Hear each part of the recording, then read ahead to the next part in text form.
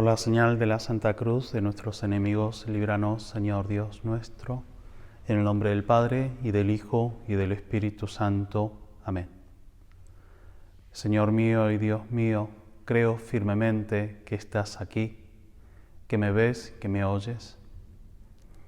Te adoro con profunda reverencia.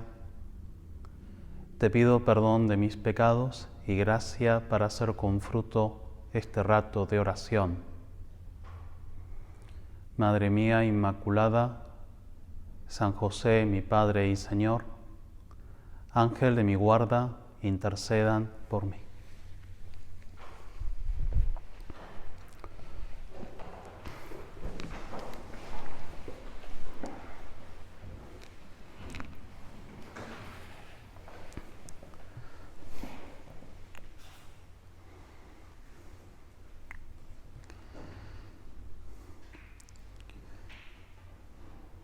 Ya en el domingo previo al domingo de la Ascensión del Señor, la Iglesia nos pone en consideración unas palabras de Jesucristo en la Última Cena, en la que resume en pocas palabras todo el contenido de la predicación del reino de los cielos. Como el Padre me amó, también yo los he amado a ustedes. Permanezcan en mi amor. La predicación del reino, la propuesta de la ley nueva, comenzó con la declaración de las llamadas bienaventuranzas, que puede leerse como unos mandamientos nuevos, una modalidad nueva, en la que Jesús propone un modelo de vida, un modelo de pobreza del corazón, de pureza del alma, de abandono en la mano de Dios, un modelo de paciencia, de mansedumbre, de humildad, sobre todo de mucha esperanza y amor, que contrasta mucho con lo que pensaban los judíos de la época del Señor,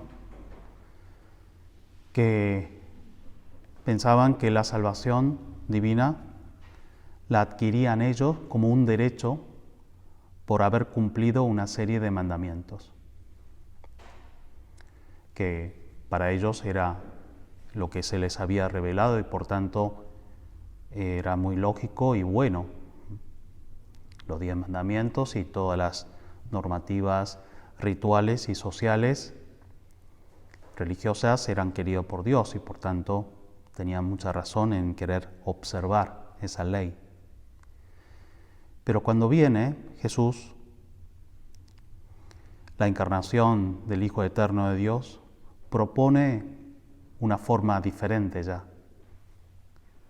porque está presente la intervención divina. Ya no es el esfuerzo de los hombres para acercarse un poquito a una especie de condiciones o modelos que propone Dios, sino que es Dios mismo que se mete bien dentro en la historia personal, en la historia de nuestra humanidad, para ofrecernos una salvación que nunca mereceremos, que siempre se nos da como un don. Así nadie tiene derecho a la salvación. Nadie, por así decir, merece por sus propios méritos las bienaventuranzas, la felicidad definitiva, el cielo. Será siempre un regalo. Y la razón de ese regalo, de ese don, será siempre el amor de Dios. También en los mandamientos del Antiguo Testamento aparecía en primer lugar el amor, porque el autor es el mismo, es Dios. Amarás, oh Israel, escucha Israel, amarás a Dios con todo tu corazón, con toda tu fuerza, con toda tu alma. Pero ahora ese amor se nos manifiesta de una forma personal. No es solo indicar hacia dónde hemos de ir, sino cómo hemos de alcanzar, y de una forma cercana, de una forma cotidiana, y además habiéndonos abierto el tesoro del Sagrado Corazón de Jesús, donde reside el amor infinito de Dios Padre, de Dios Hijo, Dios Espíritu Santo. Y así el mismo autor del Evangelio, San Juan, al escribirnos la carta que se lee en la misa de mañana también, nos dice cómo ese mandamiento nuevo del amor, el amor de Dios no es solo una actividad divina y una actividad nuestra, sino que está en el mismo ser, esencia de Dios. Y podemos decir que Dios no solo ama, sino que Dios es amor. Amémonos, queridos míos, dice el apóstol San Juan, el discípulo amado. Amémonos los unos a los otros porque el amor procede de Dios y el que ama ha nacido de Dios y conoce a Dios. El que no ama no ha conocido a Dios porque Dios es amor. Es frecuente que confundamos un poquito el nivel de la acción del nivel del ser. Estamos en una cultura en la que valora mucho la producción. El que hace muchas cosas también gana mucho dinero, recibe muchos reconocimientos y no se fijan tanto en el ser. Ser una persona más noble, ser una persona más santa, ser una persona más pura, más sincera, más humilde, etcétera, etcétera, quizás no se valora tanto como el que hace más, ¿no? Pero sin embargo, la cualidad más importante y la esencia divina está marcada por ese amor, por esa caridad. Por eso para nosotros decir amor no es solo una realidad humana de algo que hacemos. Para cualquier hombre, ¿no?, al margen del nivel de su fe y de actividad religiosa, hablar del amor es algo muy común, porque todo ser humano está llamado a amar, ¿no?, y todos amamos de alguna forma, porque es una realidad humana. Uno ama, no sé, a sus propios padres, ama sus aficiones, ama la comida que le gusta, ama unos modelos de vida, pero todos esos amores a nivel humano se queda simplemente en un nivel de una actividad, de una elección. Pero cuando Jesús nos dice que es el amor y luego dice que permanezcamos en ese amor infinito suyo, lo que está diciendo es que también en nosotros el amor no solo es algo que hacemos, sino que tiene una profundidad porque nos transforma verdaderamente, nos perfecciona, nos purifica, sobre todo nos hace más divinos en la medida en que nos acercamos más a ese modelo que es Jesucristo. Al vivir el amor, nosotros, al permanecer en el amor, nos identificamos un poquito más con Jesús. Y al identificarnos más con Jesús, nos hacemos verdaderamente hijos de Dios. Esta es la primera consideración y la enseñanza de San Pablo cuando medita sobre la realidad de la persona, del cristiano que recibe el bautismo. ¿Qué le pasa a la persona bautizada? Bueno, se configura, dice San Pablo, sepulta el hombre viejo y renace en una realidad nueva en el amor, como una persona nueva en Jesucristo. Y somos así otros Cristos, el mismo Cristo.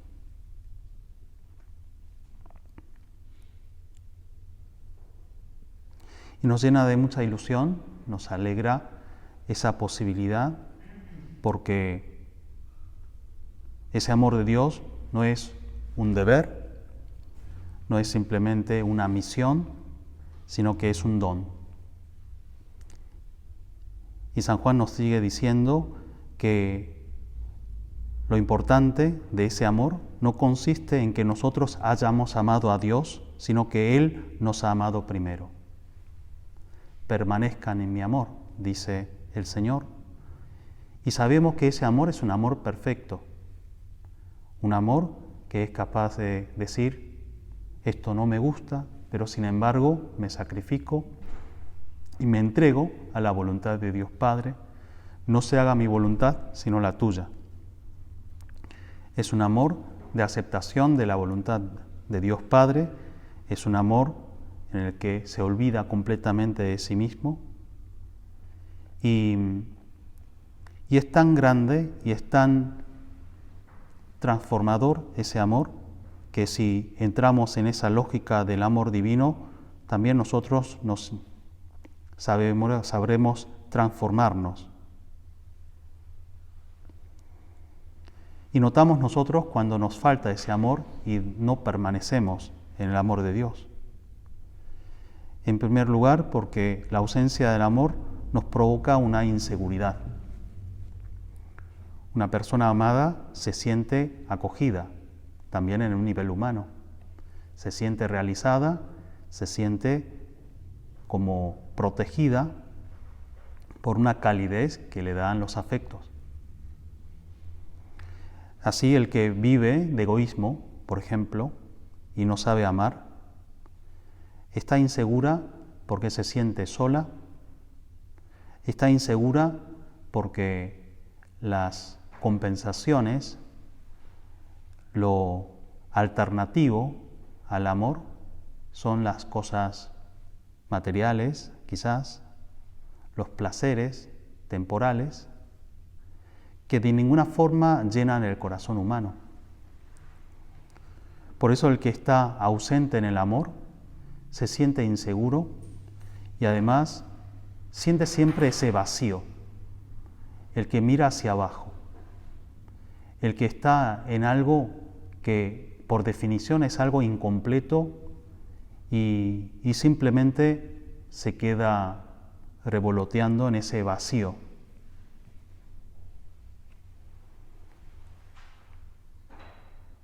Pero cuando recibimos el amor de Dios y encontramos el programa del amor divino, entonces sí es posible encontrar la seguridad de la presencia de Dios, saber rechazar las compensaciones y darle a nuestro corazón lo que verdaderamente está pidiendo, y superar la soledad del egoísmo y encontrar al otro, encontrar a Dios y a los demás.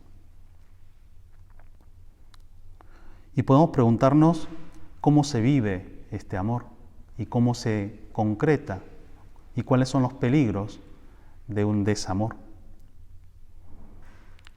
Para poder amar, en primer lugar, hay que conocer lo que tenemos que amar. Y el paso del conocimiento del amor de Dios se llama fe, que es la primera virtud teologal, y nos abrimos al misterio de Dios cuando confiamos, cuando obedecemos, sobre todo cuando escuchamos. La fe es la respuesta a la palabra divina, que nos da una gran confianza, que nos da una gran seguridad. Y vivir de fe no significa no tener dudas. Vivir de fe no significa no tener ningún miedo o ninguna inseguridad. Es encontrar una fuente de confiar, sobre todo en los momentos en los que nos encontramos más débiles, nos notamos más frágiles, y siempre sucede, ¿no? Cuando no alcanzamos los objetivos que nos proponemos en todos los niveles de nuestra vida, en el nivel afectivo, en el nivel académico, en el nivel profesional, familiar, de la salud, de lo que fuera. Hay cosas que nos hacen sufrir, hay cosas que también nos sacan un poco de nuestro quicio, y esas circunstancias, también la pandemia actual y las dificultades económicas, ¿no? Y todo tipo de cruces que el Señor nos puede mandar, es momento de una oportunidad para crecer en la fe, que es el camino necesario para amar más, para llenar nuestro corazón. Por eso se puede decir verdaderamente que tenemos que aprovechar todas las crisis de nuestra vida. Puede ser que a veces los momentos críticos, si nos quedamos simplemente en lo negativo, nos destruye, nos desanima, pero si lo tomamos como un proceso, como un paso hacia un bien mayor, que es cómo Jesús nos salva, ¿no?, a través de la cruz y hemos meditado en la Semana Santa, en el todo tiempo pascual, lo que significa el sentido del triunfo de Jesús sobre el mal, sobre el pecado, sobre la muerte, para proponernos una vida definitiva, una vida de amor. Eso nos lleva a que sepamos confiar más en el Señor y sepamos decir, bueno, paciencia, Dios sabe más. Yo haría las cosas de otro modo, seguramente, pero sin embargo, y aunque quizás tengamos razón, digamos, en nuestra lógica, acuérdense lo que dice Marta, la hermana de Lázaro, que se encuentra con Jesús cuando ya ve que su hermano ha muerto y que Jesús sorpresivamente no respondió a lo que las hermanas María y Marta les había pedido: vení, Señor, que tu amigo se está muriendo, hace algo. Y le dice, ¿no? Bueno, Señor, llegaste tarde. Si hubieras estado aquí, mi hermano no habría muerto. Esa excusa o esa afirmación de Marta tiene todas las razones, en el sentido de que si hubiera pasado eso, claro, quizás con toda seguridad, si el Señor hubiera hecho antes algo para llegar antes de la muerte de Lázaro, y habría hecho el mismo milagro. El milagro que después haría para resucitarlo, a darle la vida. Pero la voluntad de Jesús era distinta y seguramente mejor que la que pensaba Marta ante el peor mal que podía suceder en ese momento, que la muerte de su hermano. Claro, si hubiera estado aquí, Lázaro no habría muerto. ¿Por qué no interviene Dios y hace desaparecer este virus de porquería una vez por todas, ¿no? ¿Y por qué no hace desaparecer, ¿no?, las desigualdades? ¿Por qué no hace desaparecer los odios? ¿Por qué no hace desaparecer las enfermedades? Señor, si hubieras estado aquí, estaríamos mucho mejor.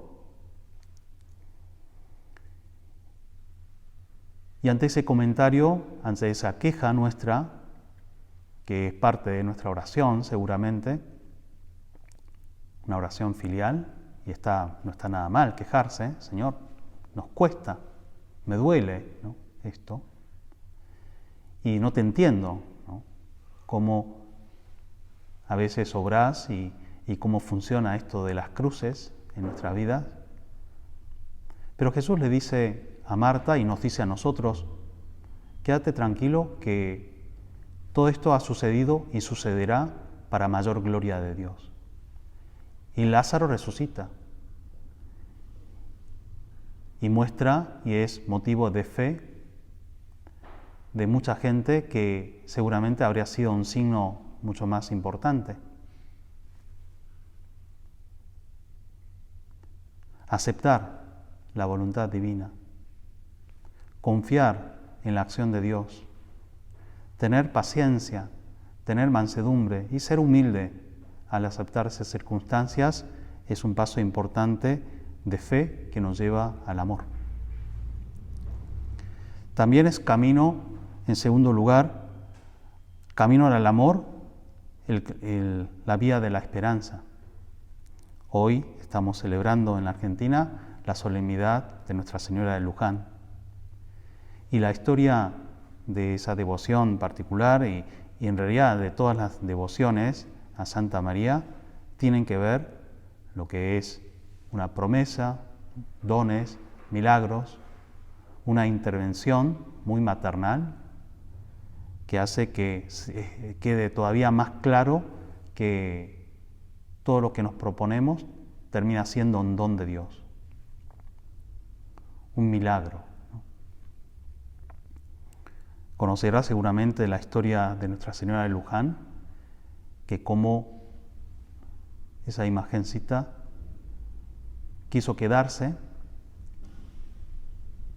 en un lugar para ser punto de referencia para nuestra peregrinación, que simbólicamente hacemos. Hay una serie de actividades a lo largo del año, ahora un poquito parado por la pandemia, pero bueno, la más conocida es la peregrinación de los jóvenes en octubre, en la que desde hace unos años van casi 2 millones de personas. Pero no es tanto el hecho de ir a un lugar, ¿no?, a visitar un santuario más o menos bien puesto, sino en querer llegar a un puerto, a un punto de referencia y salir un poquito a caminar, ¿no? Y al haber salido de nuestras casas y haber salido de nuestro yo, ¿no?, de haber propuesto que mi vida es una peregrinación, ¿no?, y ese hashtag me quedo en casa quizás sea algo momentario, pero sobre todo nuestro hashtag es salgamos de nosotros mismos, vayamos al mundo, ¿no? Rema mar adentro, decía Jesús a los apóstoles, y porque vale la pena. Quizás el camino depara una serie de sufrimientos, dificultades, pero vale la pena caminar, peregrinar. Vale la pena desear más, no quedarnos en un lugar, ¿no? Abrirnos a mayores posibilidades, aceptando los posibles peligros también. Ese deseo, esa esperanza que nos invita a Santa María, es el camino de la esperanza. Sucede en el desamor, en ese acto de egoísmo individual y colectivo, que queremos llenarnos de necesidades, ¿no? Porque pensamos que tenemos eso, necesidades, más necesidades de lo que realmente tenemos. Lógicamente, como somos seres corporales, necesitamos alimentarnos, necesitamos descansar, necesitamos divertirnos, necesitamos, ¿no?, una serie de dormir y los instintos más elementales de la vida de la persona. Pero lo que define al hombre, a diferencia de los animales, que no vivimos simplemente llenando nuestras necesidades y creando esas necesidades, sino deseando algo más que las necesidades, fomentando una esperanza, un algo más, ¿no?, sobre todo un algo infinito. Es que el amor siempre nos invita a algo diferente a lo necesario, a lo individual. Y siempre el otro, para mí, es algo infinito.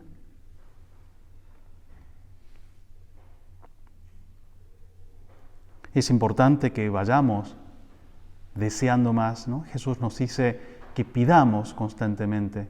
La oración de petición en ese sentido es muy importante, no solo porque queremos conseguir lo que pidamos, sino porque nos hacemos varones de deseo, como dice la Escritura. El que sabe desear, no solo llenar sus necesidades. El que se sabe insatisfecho, porque hemos sido creados para amar, ¿no? Y no encuentro un espacio de comodidad y yo estoy bien, ¿no?, acá, ¿no? Y siempre también tenemos la tendencia a ese egoísmo que con la práctica se adquiere también una cierta profesionalidad. Nosotros somos profesionales en el egoísmo y en la comodidad, ¿no? Y por más que estemos en grandes dificultades, uno se encuentra, ¿no?, una posición más o menos cómoda y un espacio cerrado, ¿no? No te imaginarás a un Jesús encontrando en la cruz una posición relativamente más cómoda, ¿no? Bueno, ahí me duele menos, ahí está, ahí estoy, ¿no? No, Jesús se entrega con todo lo que significa el sufrimiento y el padecimiento de la cruz con generosidad. porque es varón de deseo, no varón de necesidad. Desear más, desear cambiar el mundo, desear realmente que nosotros podemos transformarnos, que podemos ser santos, que es una gran verdad de nuestra identidad como cristianos, que podemos ser santos y que podemos cambiar el mundo, ¿no? Y también una buena lección de la pandemia es cómo una pequeña cosa puede realmente cambiar el mundo, ¿no? El otro día decía alguien en broma, ¿no? No sé si realmente todo esto empezó de la sopa de murciélago que habrá comido un chino por ahí, ¿no? En Wuhan, esto que lo demuestra después la historia de los científicos, pero sí, empezó en un lugar determinado, luego realmente paralizó el mundo, ¿no? Y el mundo será diferente antes y después de la sopa de murciélago. Y de lo que nosotros podamos llegar a hacer, ¿no? Con nuestra lucha, nuestra caridad, ¿no? Nuestro amor, realmente cambia, aunque no nos demos cuenta. Porque el amor que sembramos, el amor con la que respondemos, no solamente, digamos, nos hace sentir mejor o hacemos felices unas personas que están a nuestro alrededor nada más, sino que hacemos que la salvación divina, ese Jesús, ese permanecer en el amor de Jesucristo, hace que la iglesia crezca, hace que el mundo se transforme, se purifique. Hace ya unos años, en el 2016, no sé si te habrás enterado en la noticia de que en un contexto de una guerra civil en Yemen, fueron asesinadas unas hermanas, unas monjas, hermanas de la caridad, estas de la Madre Teresa de Calcuta.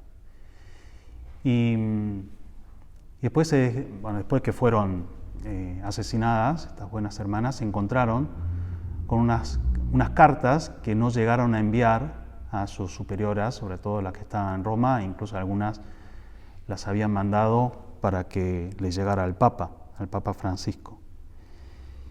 Y con esa bondad y esa humildad que caracteriza la vida de estas buenas santas mujeres, estas religiosas escribían en esas cartas la circunstancia difícil, ¿no? Los bombardeos continúan, los disparos son de todos lados y tenemos harina solo para hoy. ¿Cómo haremos para saciar mañana a nuestros pobres? Con confianza amorosa y abandono total, nosotras 5 corremos hasta nuestra casa de acogida, también cuando el bombardeo es fuerte. Nos refugiamos a veces bajo los árboles pensando que esa es la mano de Dios que nos protege. Y después corremos de nuevo velozmente para alcanzar a nuestros pobres que nos esperan serenos. Son muchos, ancianos y otros con discapacidad física o mental. Iniciamos rápidamente nuestro trabajo limpiando, lavando, cocinando, utilizando los últimos sacos de harina y las últimas botellas de aceite, precisamente como la historia del profeta Elías, la viuda. Sabemos que Dios nunca se deja ganar en generosidad y siempre cuando nos quedamos con Él y sus pobres. Los bombardeos son pesados, nos escondemos debajo de las escaleras, pero estamos siempre unidas en Jesús.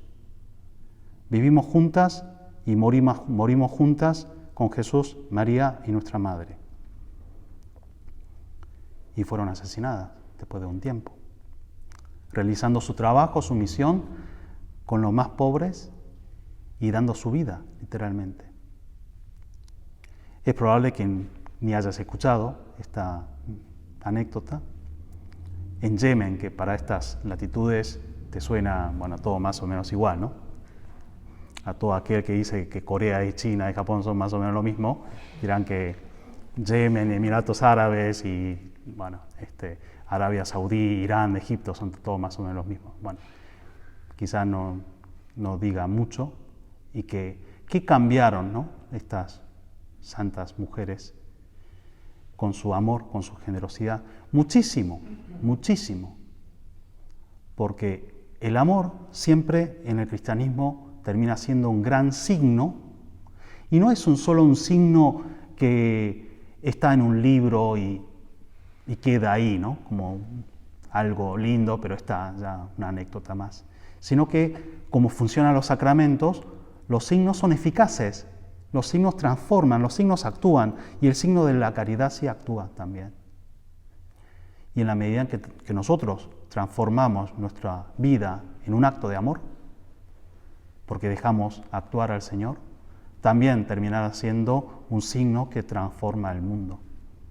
Y con una gran alegría y un gran optimismo, por más que nos sintamos muy débiles, sobre todo muy egoístas, muy soberbios, y que difícilmente podamos llegar a esa santidad, pero como Jesús nos lo ofrece y como nuestra Madre del Cielo, Nuestra Señora de Luján, nos ayuda, podemos ciertamente ser parte de esta gran corriente de respuesta al Señor, de un te amo, aunque con nuestras limitaciones y nuestros pecados.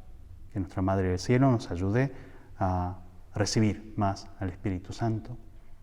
Desde esta semana, desde el jueves, que estrictamente hablando se cumplen los 40 días de la resurrección del Señor, hay una costumbre de rezar durante 10 días la oración al Espíritu Santo, de hacer un decenario del Espíritu Santo. Te recomiendo que dediques un poquito de tiempo diariamente, sobre todo después del jueves, rezarle al Espíritu Santo para que podamos ser objeto de esa moción, ¿no? Del gran amor que es el espíritu de verdad, espíritu de sabiduría y espíritu de amor.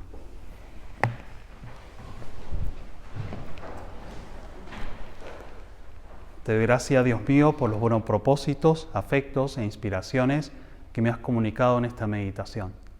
Te pido ayuda para ponerlos por obra. Madre mía Inmaculada, San José, mi Padre y Señor, Ángel de mi guarda, intercedan por mí.